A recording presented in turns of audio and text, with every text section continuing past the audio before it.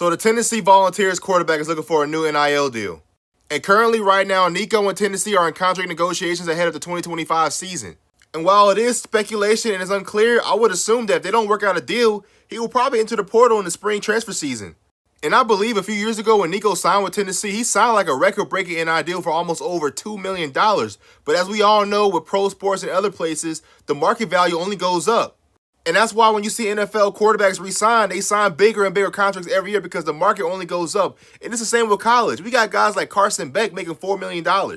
But the differences between like college and the NFL is that in college with NIL and these collectives and things like that, there's no salary cap. So these kids can negotiate and raise their prices as much as they want to. And if you're a college coach, it's frustrating, right? If you're a diehard fan, it's very frustrating because your players can constantly just, threaten to leave and renegotiate every single time when you think they had just signed a new deal. But if you're the player, can you really blame them?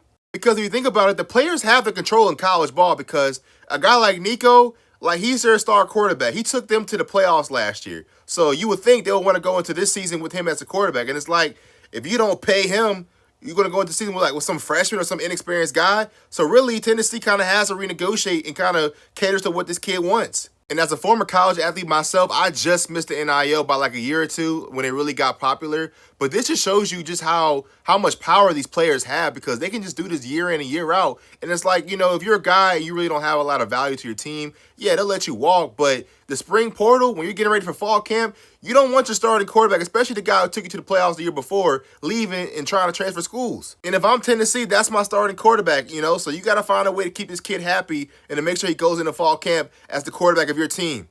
But let me know what you guys think. Like, comment, and follow for more content.